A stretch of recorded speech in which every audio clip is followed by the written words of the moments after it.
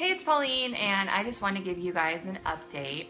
So, for a long time on social media and whatever, my husband and I, we've shared our entrepreneurial, it's such a hard word to say, entrepreneurial pursuits and our businesses and what we're doing, and just on our hearts, it's always been for so long that we would be able to, of course, own our own businesses, and that he would be able to work from home and we could be together as a family. It feels like, I don't know, the time apart, it's just, life is so short and it's just not worth it to have him be gone all day to job and not to be able to spend time with the kids. And maybe I would feel differently if my kids were off in school all day and I just had that time to do whatever for myself. But I don't know, our family is so family oriented.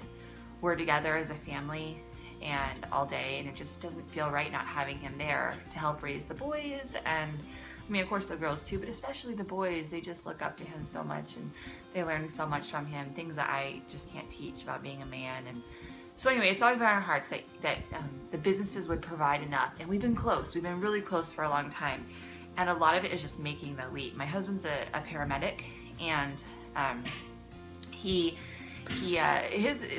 in Arizona, paramedics make, I mean, they don't really make that much money. So it wasn't too hard to not only want to leave the job, although he's doing great work, but it just, the amount of dollars per, what he's doing, it's not as much as our business is, for sure.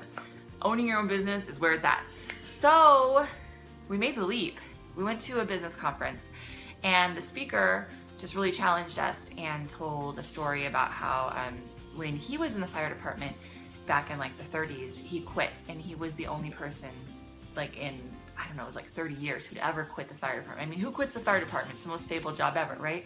And he quit, and he said, thinking that a job, a job is stable is just, it's not true. I mean, you can lose your job. And he said, how many people go to work, hate the drive to work, hate the job they go to work to, and hate their boss, only be worried about losing their job? I thought, oh my gosh, like, we don't like hate it completely, but that's where we're at. Like, you worry about losing your job, if times are hard or whatever, even though you don't really like it. Like, what a horrible way to live.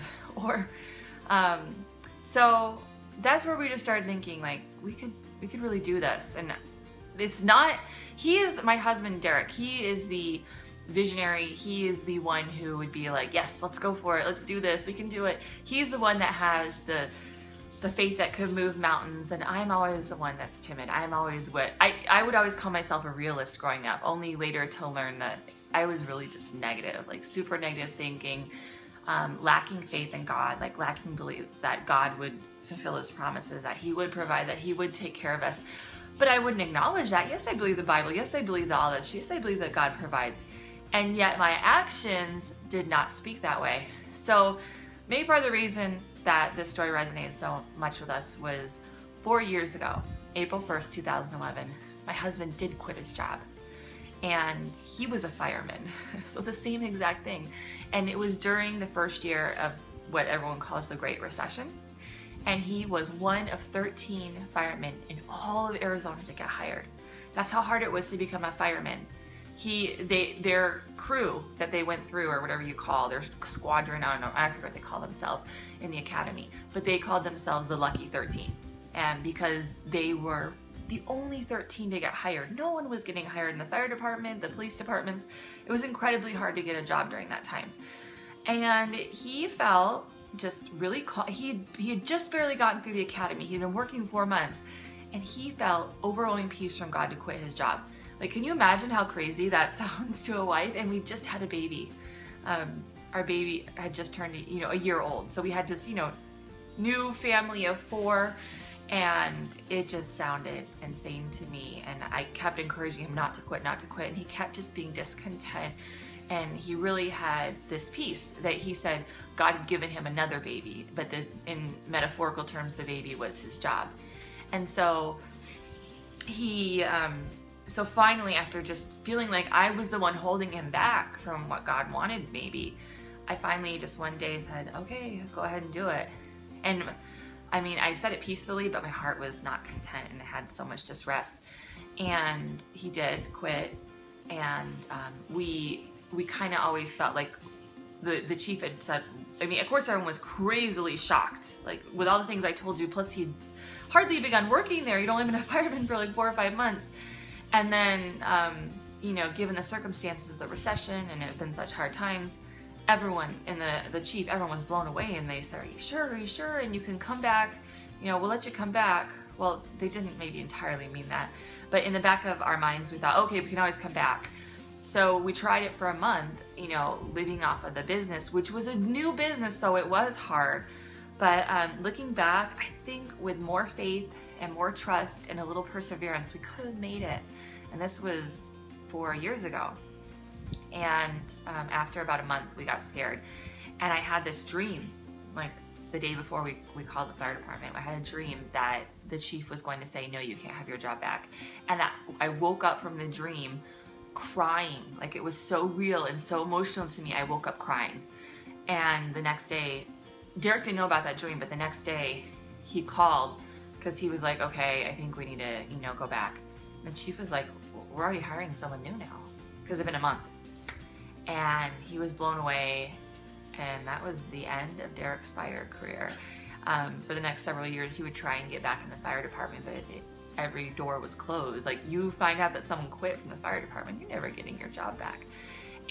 But he had that peace in the beginning, and I think, you know, after a time, he went ahead that fall and got his paramedic, so he could become a paramedic. I was hoping that would help him get back in the fire department, and also it gave him the job, you know, as a paramedic. But I think we could have persevered. But we wives are so powerful in our role, and I was so filled with discontent and crying, and my every waking thought was how we didn't have money and where's the money going to come from, and it's not coming. And I really just wasn't trusting God or believing that He could provide and would provide. And so my thoughts were always on fear and worry and anxiety. And it was basically the opposite of what God tells us. God tells us, ask and believe that you've received it. He said, if I were to give, like, even you who love your children, like, wouldn't you give them, you know, a piece of bread? You wouldn't give them a stone if they asked for a piece of bread. And how much more does your Father in heaven love you? And He's totally going to provide for your needs. And Jesus says in the Sermon on the Mount that He will provide, and that God knows our needs. So you don't have to worry. Like, what you have is for today. Don't worry about the future. Don't worry about the bill that's coming up in a week. So with all that said, we're back at that place. But Derek has quit his job, and our business is doing very, very well. The business that was a baby back in 2011 has grown and grown. And we have several other businesses too.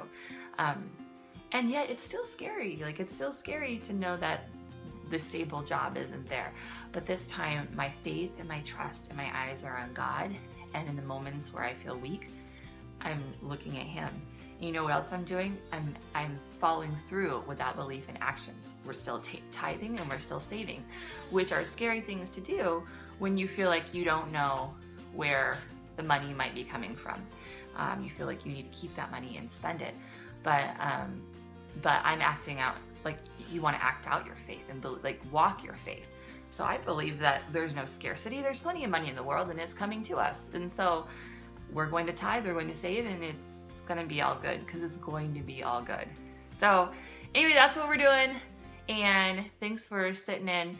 Comment below and let me know what you think, or if you've ever gone anything through that. And don't forget to hit subscribe, and I will chat with you soon. Talk to you later.